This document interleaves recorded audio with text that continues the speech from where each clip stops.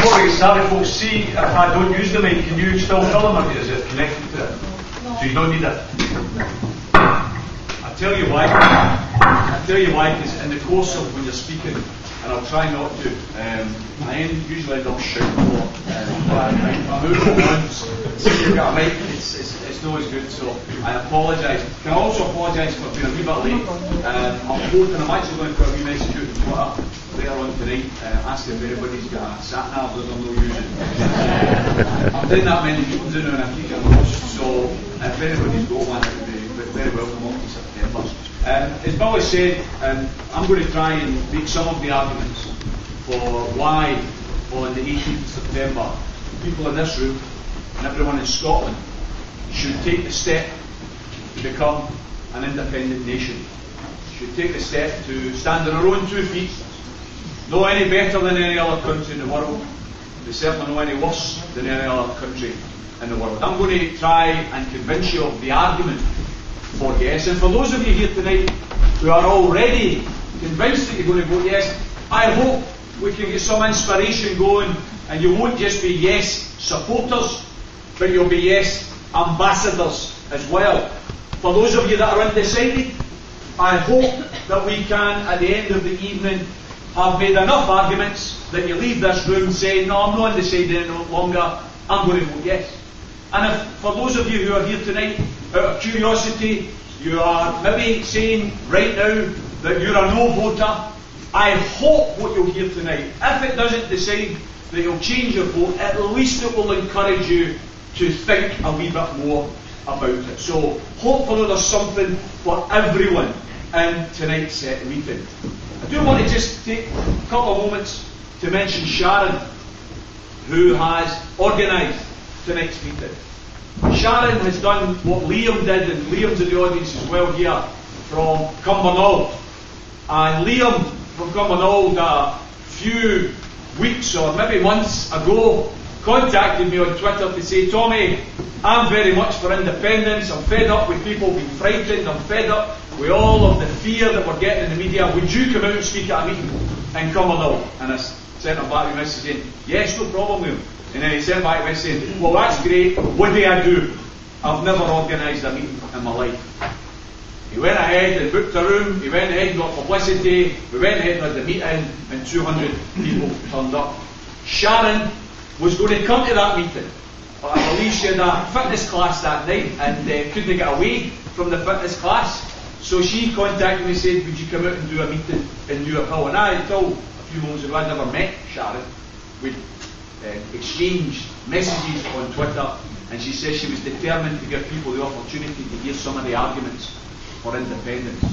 And now look around you folks, what can happen? Somebody who's never organised a meeting before in their life, she's done a great job. So I want to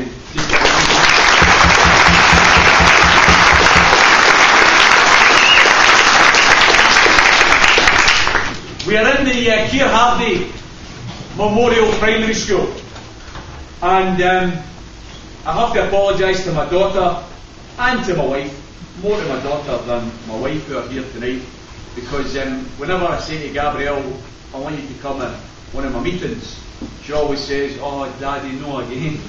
I've heard it all before. And that's life. Fortunately, she's beginning to take some things in, because I said to her before the meeting we had in Cumbernauld, in Cardonald, just about 10 days ago there, I said, what can you remember? And she says, you keep going on about the selling of the house and Alex Salmon. And I said, what do you mean? She says, that story you keep telling about the house. And I thought, right, that's not bad. And of course the story is, if each and every one of you were to think for a moment about the opportunity to buy an absolutely idyllic house, it had 3 or 4 bedrooms, whatever was your preference, it had a beautiful garden, lovely kitchen, beautiful driveway, and you could afford it. But you didn't like the decor. And you decided, I'm not buying that house because I don't like the decor. Now that sounds absolutely stupid and ridiculous. And it is just as stupid and ridiculous as anyone saying they're not going to vote yes in September because they don't like Alex Salmond or they don't like the SNP. You see, after September 18th, there will be elections in 2016 where this independent country will choose whatever politicians and whatever government they want to govern them in an independent Scotland. So September 18th isn't whether or not you like SNP, whether or not you like Alex Salmond. September 18th is about whether you think Scotland should stand on its own 2 feet and be an independent country. That's what you're voting for. You're voting for hope over fear. Hope for the future and what a small independent country could do, not just for you, not just for you as adults, but for your children and your grandchildren. Think about the nature of the country that you want your kids and your grandkids to live in. That's what September 18th is all about, and that's why it's such an important vote. You know, I want to tell this wee story because the wonderful Keir Hardie's portrait is at the back of the room on the wall. And Keir Hardie was one of those inspirational characters in history who was brought up in poverty, was working in mines at the age of 9, was sacked by the age of 12, knew what real poverty was all about, and he set about the building of a political party that would represent the working class. Because in his day, there was no party representing the working class. You could say we're going back to the days of Keir Hardie right now. In those days, the Liberals were supposed to be the Workers' Party. When Keir Hardie used to address meetings, he was getting stoned by miners who thought that he was splitting the vote. Now he's revered by miners and every other working class person with a sense of history. And Keir Hardie had a programme that he introduced in 1888 when they formed the Independent Labour Party. Independent Labour Party was the forerunner for the Scottish Labour Party and then the Labour Representation Committee of 1901, which became the Labour Party itself. Keir Hardie, in that programme, he had a commitment to home rule for Scotland. He also had a commitment for the abolition of warrant sales. Way back then, 1888, the abolition of warrant sales. And the reason I mention that is I want to use a story what happened in the Scottish Parliament to illustrate why we need independence. I was elected to the Scottish Parliament in 1999. 7 years before that, I was in jail. I was in jail because I played a part in preventing the first attempted poll tax warrant sale. Some of you might recall that during the hated poll tax and the campaign against it, the councils used the threat through sheriff officers that they were going to come to your house, they were going to price your goods, they were going to take it out of your house and they were going to sell it. They were going to carry out warrant sales. They were going to humiliate you. Because they're only going to raise the debt. Warrant sales don't raise debt. What they do is they frighten you and they humiliate you. And people like myself and thousands of others said, no, we're not having that. And we stood outside people's doors and we stopped the sheriff officers getting into houses.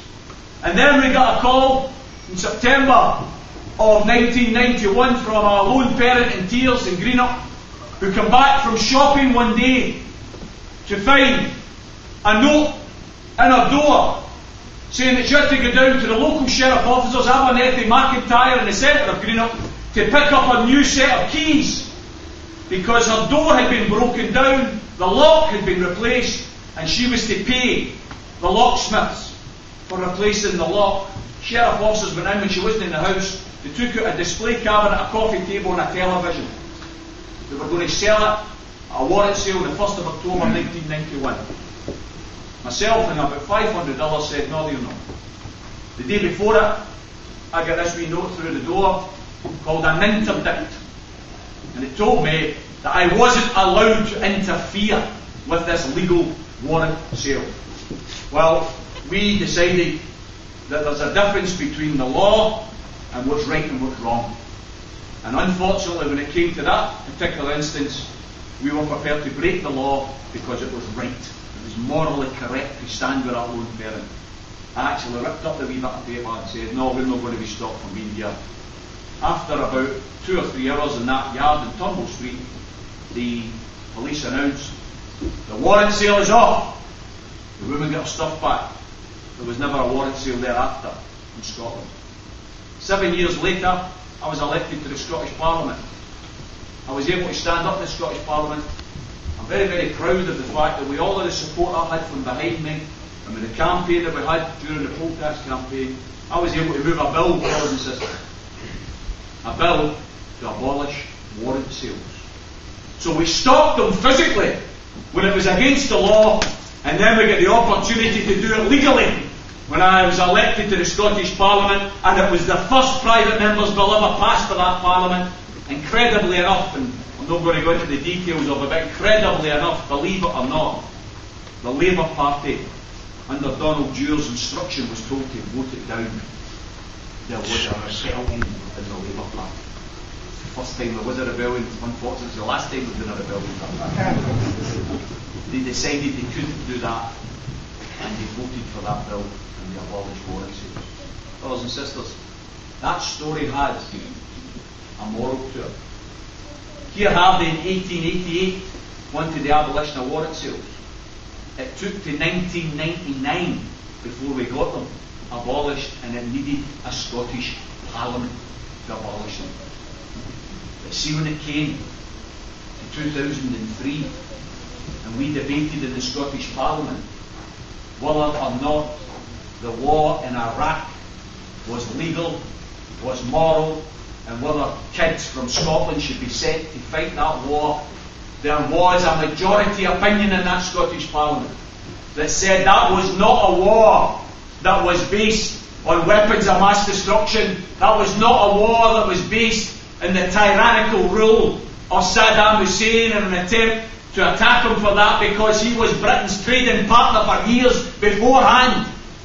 Anybody who thinks that war was about weapons of mass destruction, was about the tyrannical rule of Saddam Hussein, has to waken up and smell the oil. That's what that war was all about, brothers and sisters. And hundreds and thousands of young kids, many of them from Scotland, were sent to early and very bloody graves on the back of the lies and the deception of that war criminal Tony Blair and the rest of the front bench of the Labour Party. And it's to their eternal shame that they lied to the country in order to justify that illegal invasion. Never mind the 1 million Iraqis that died as a result of that illegal invasion. The point is, brothers and sisters, the Scottish Parliament voted against the Iraq war, and we were laughed at by Westminster and ignored by Westminster. Because yes, we can abolish warrant sales, but when it came to the question of war, we were completely helpless. We as a country couldn't decide whether we would be involved in such an adventure that was based in illegality and deception. What we're saying in September 18th, folks, is never ever allow us to be put in a position again where we can't have a say on whether we're involved in wars in any other part of the world. Never ever allow us to be put in a position where kids from our housing schemes in our villages are sent to take part in illegal wars because we don't have the power to stop it. Sovereignty, the right to run our own affairs, that's what we'll have on September 19th if we vote yes. I'm going to say to you, if I was to ask how many of you would like, and let's just get the figures, how many of you would like 5 brand new hospitals, 100 doctors, 100 dentists, 10 secondary schools, 200 teachers, 30 sports centres, dual the A96 Inverness to Aberdeen, dual the A9 Perth to Inverness roads. Sounds quite good, that, doesn't it? More schools, more doctors, more teachers. Well, do you know what? That's what we can have every single year when we get rid of nuclear weapons. Because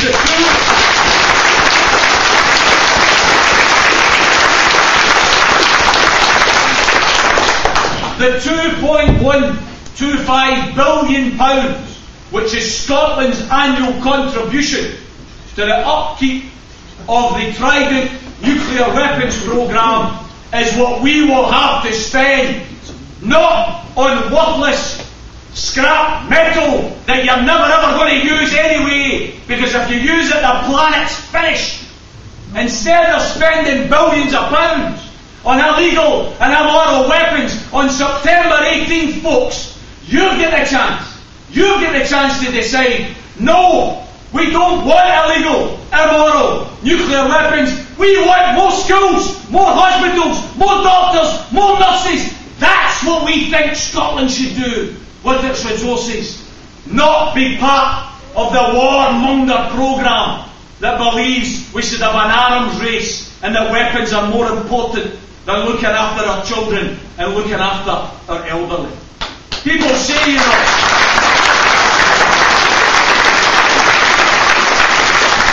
people say to me all the time, folks, Tommy, you can't be certain what it's going to be like in an independent Scotland.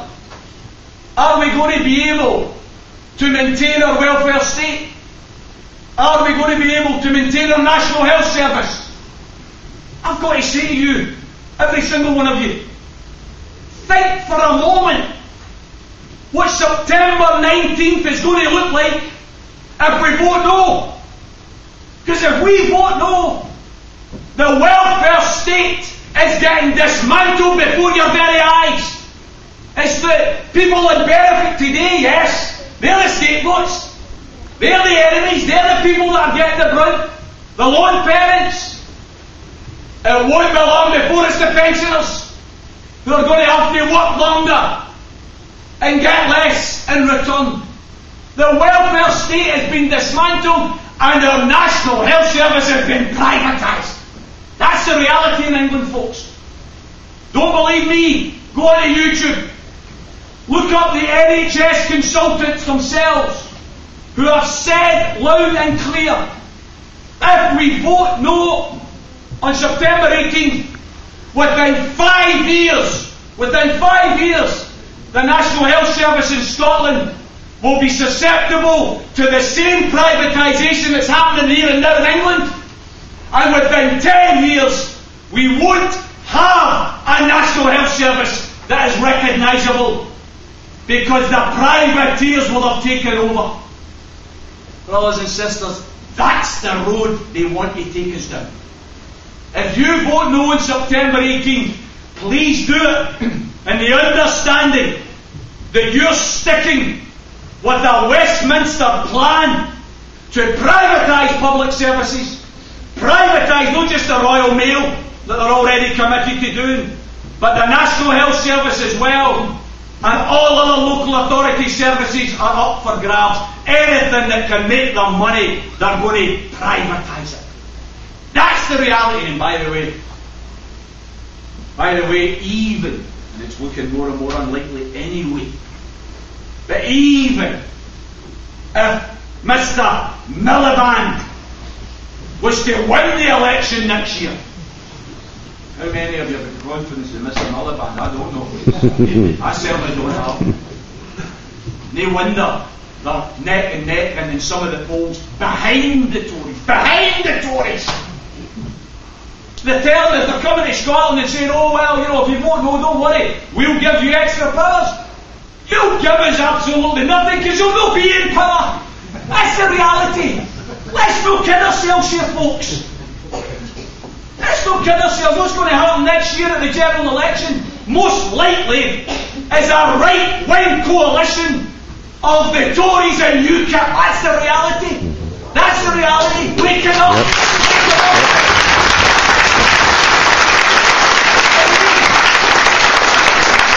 And by the way, that's not to let the Liberals off the hook. Mr. Clegg, Nick Clegg, apparently was up for an Oscar recently. 4 years a slave.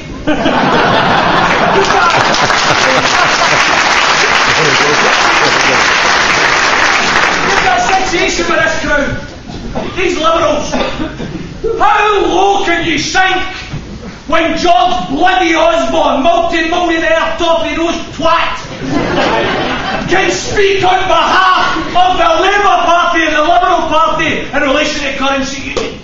How low have you slipped that you've allowed those clowns to speak on your behalf? Think about it. The coalition government, 29 members of your cabinet, 23 of the 29 are personal millionaires. Personal millionaires. What do they know about living in low pay? What do they know about living in benefits? What do they know about living in council houses? How dare they introduce policies like the bedroom tax to punish the poor for the crime of being poor? They know nothing about the reality of ordinary working class lives.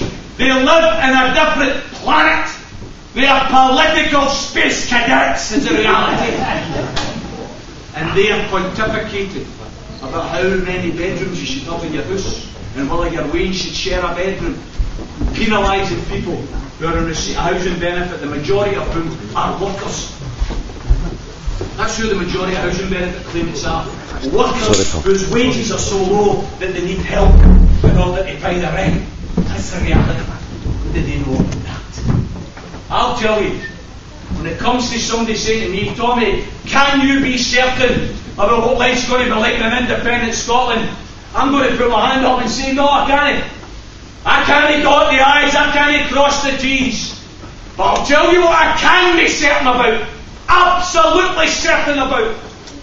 If we vote no in September 18th, then we are condemning ourselves to more 0 hours contracts, to more food banks, to more poverty, to more austerity, to more inequality, to more privatisation of public service.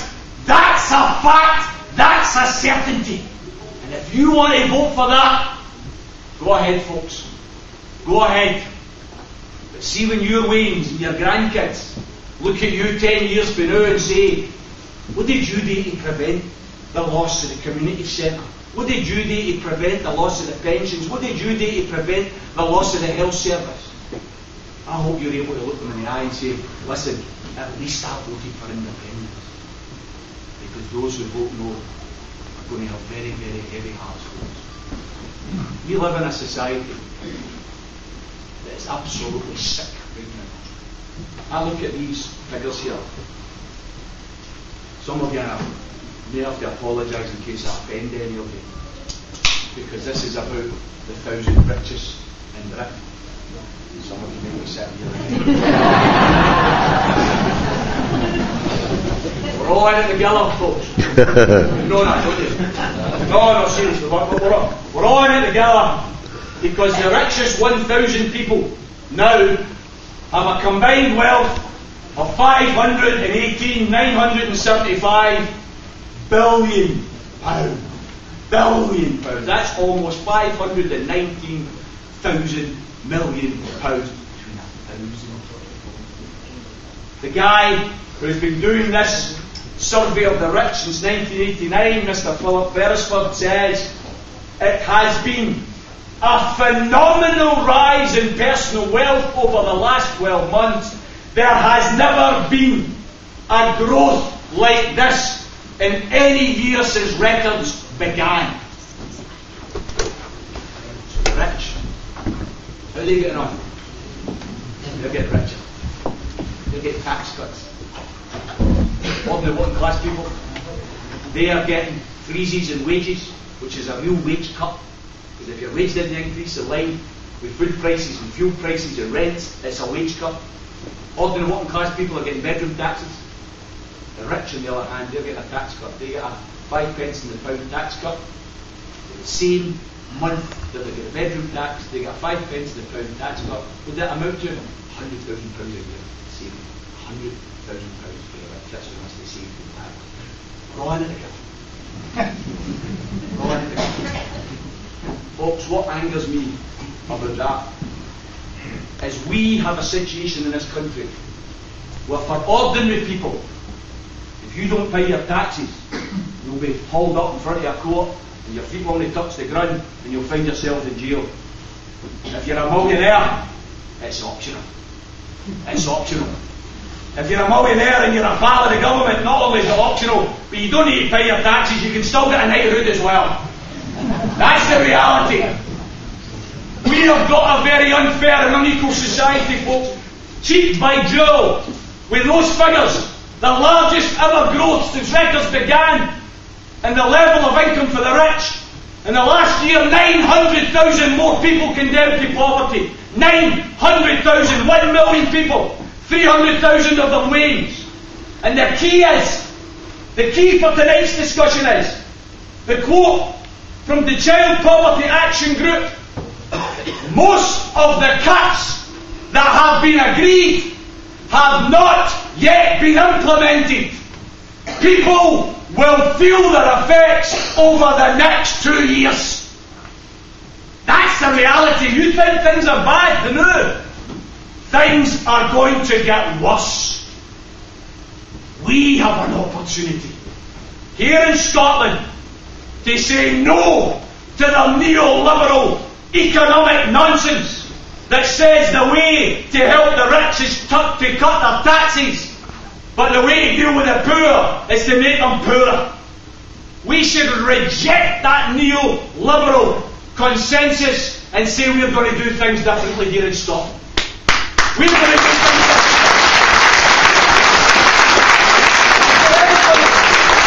For anybody who thinks that, Tommy, are we not in danger of abandoning the working class in England and Wales? I've heard it from some people who should know damn better. Are we not in danger of abandoning the working class in England and Wales? I say to those people, that is a false argument. It is an incorrect argument. And it is a very dangerous argument. Because what we will do here in Scotland, folks, when we vote for independence, and we tell the privateers to get their hands off the rail service, when we tell the privateers there's no place for them in our National Health Service, when we tell the privateers that the railways are going to be taken back into public ownership, when we tell the employers that the minimum wage is too low, you're now going to have to pay a living wage, not a minimum wage.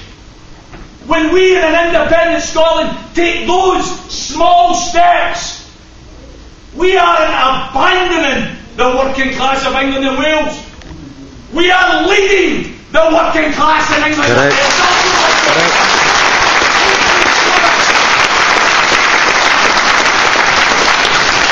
We're going to show them in action, folks. This is what's possible. This is what you can do. You don't have to accept the crap from Westminster and the Westminster Village. You know, we're not here tonight, or I'm certainly not here tonight, to ask you to endorse the white paper, to ask you to endorse the SNP or the government's vision for independent Scotland. I've got to applaud the SNP. I'm not a member, I'm not a supporter, but I applaud what the SNP's done to keep the question of independence on the agenda. Well done. But you know what independence is about? It's about our vision. It's about your vision. You see, in the white paper, they give a commitment to save the mail service. In the white paper, they give a commitment to a living wage. In the white paper, they give a commitment to keeping the health service public. So all those things I mentioned earlier, they're all there. What's not in the white paper is what I see in an independent Scotland. Because in an independent Scotland, folks, I don't see September 19 as the end of the journey. I see September 19 as the start of the journey. The start of a journey to transform Scotland for the better. I think we as a small nation have to look at the power companies, electricity, gas, oil, and I've got to say to you, loud and clear, folks, why the hell do we allow private profiteers to make money every time you switch your lights on, every time you go on your gas forward? Why don't we do what should have been done under a Labour government of 13 bloody years when they had a chance to do it? Why don't we take back what is rightfully ours and publicly own the gas and the electricity.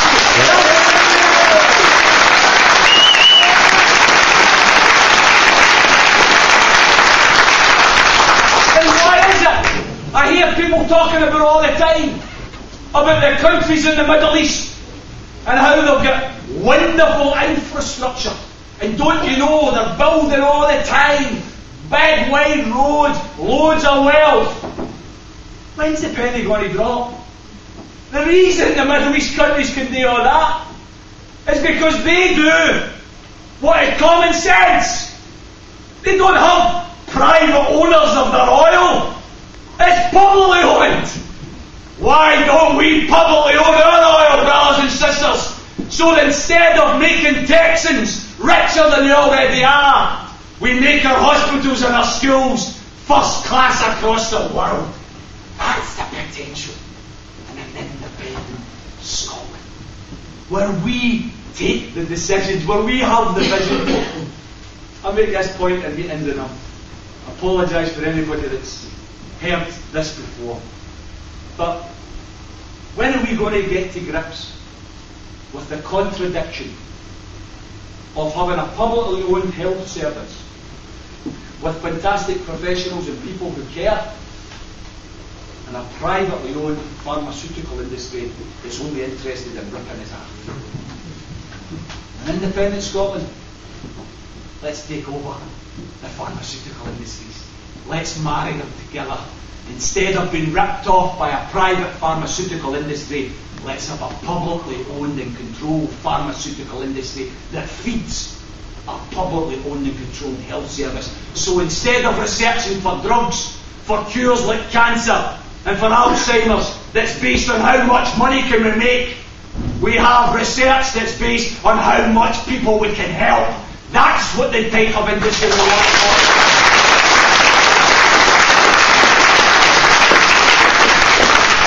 My vision might not be everybody's vision of an independent Scotland, but my vision is this. As well as proper wages, you know, I was very, very lucky as a youngster. My mum encouraged me to go to university. I went to Stirling University at the age of 17. And I'll be honest, I didn't know why I was going to university. I was going because my mum told me I was going to university. I didn't have a clue about university. But I'm glad she did that. I'm glad. Because I learnt things. Once I get over the embarrassment of not having the same accent as everybody else that was at university. But I learnt things. And I learnt something during my economics degree. And it's a wee thing called the marginal propensity to consume. And it sounds highfalutin, but it's actually very, very simple. Economics, society, revolves around the marginal propensity to consume. It means if you're a millionaire and somebody gives you an extra tenner, you don't spend it. You put it in the bank because you've already satisfied all your needs.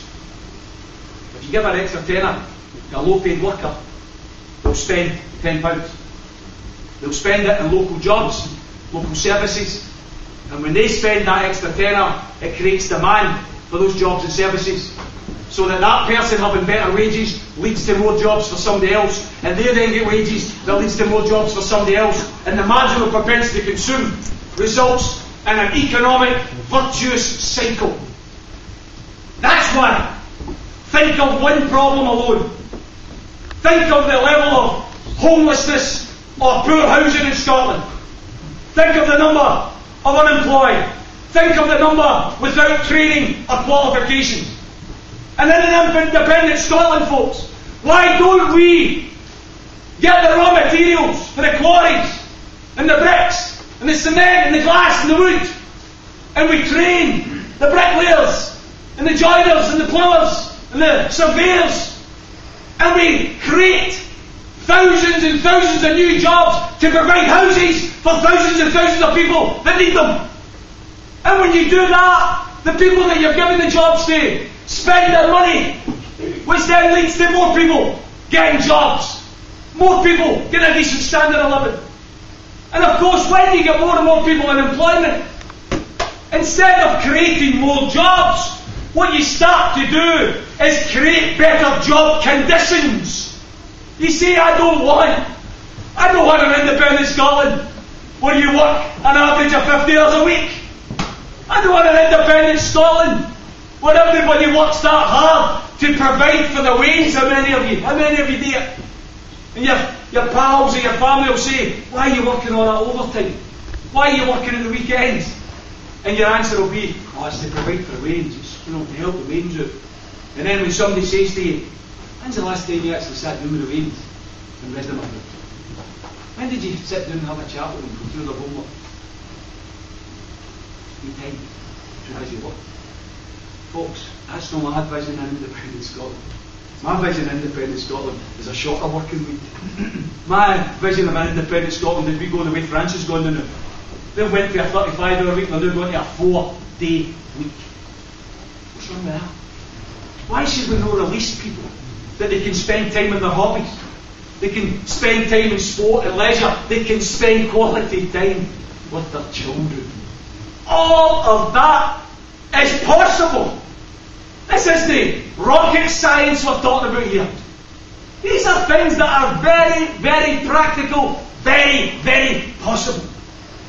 In my independent Scotland, folks, when you next go to the Motherwell Town Centre or get into Glasgow, I guarantee you, you're not going to get anybody standing in front of you with a collecting can saying, please help us, we're trying to paint the new ward at the Sick Children's Hospital. Please help us, we're trying to build an MRI scanner because we only have one. Please help us, we're trying to research more into cancer. Folks, they're not going to be there. Because we are going to spend the resources making sure that kids' hospitals and MRI scanners and cancer research is taken care of. But I'll tell you who will be in the streets. It'll be your George bloody Robertsons, your John Reeds, your wee Jack McConnells. They'll be in the streets.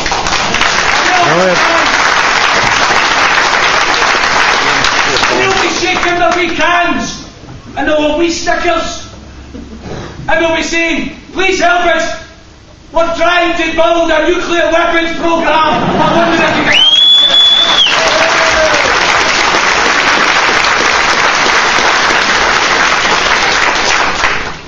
Brothers and sisters, I cannot for the life of me understand why we are allowing ourselves to be frightened. We're allowing ourselves to be persuaded by the arguments of darkness. We're not big enough. We're not smart enough.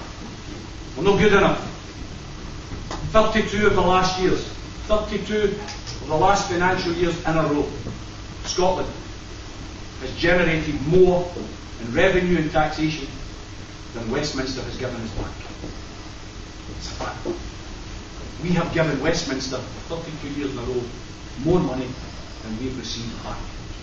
So see when somebody says to you, can we afford the health service? Can we afford the pensions? Can we afford the welfare state? I want you to say, in a minute, not only will we be able to afford them, we can actually make them better.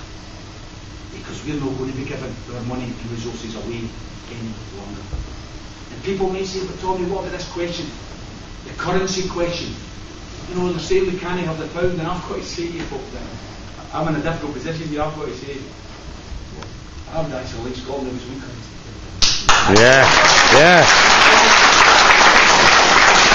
I want Scotland to have its own currency underpinned by our oil and our very, very rich resources that we have.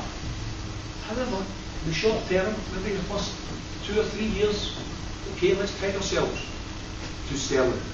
The reason I want our own currency, folks, is I don't want the Bank of England to have anything to do with what we do. I'm not going to. But that'll be transitional period.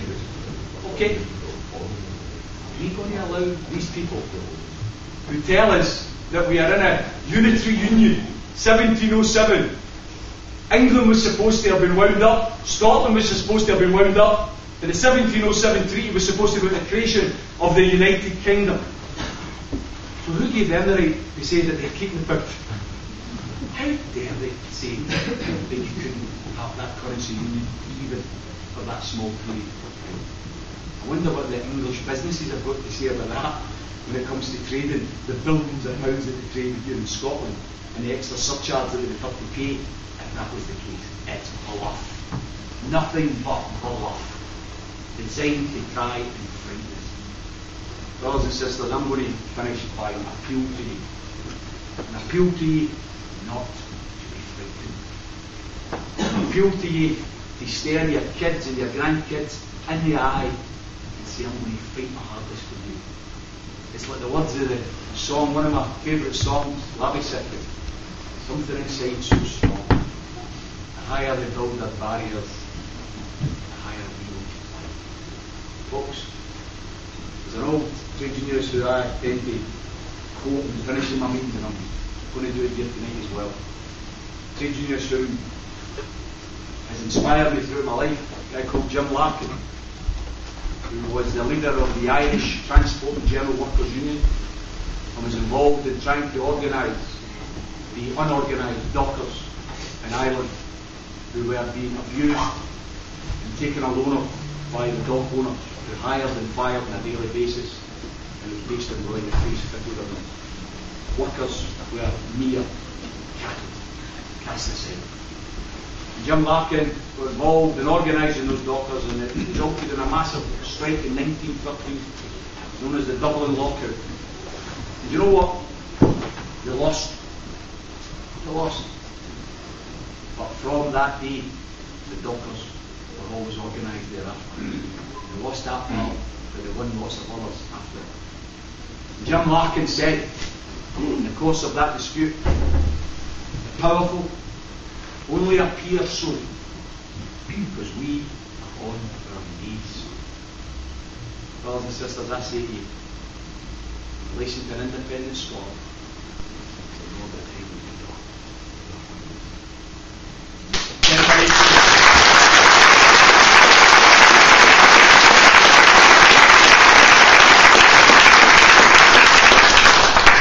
September 18th, folks. For that 24 hours, we're going to have the power that the rich and the media barons don't want to give you. We're going to have the power to determine the destiny of your country. Please use that wisely. Please show that you've got the courage and the vision to hope over fear. Please vote yes.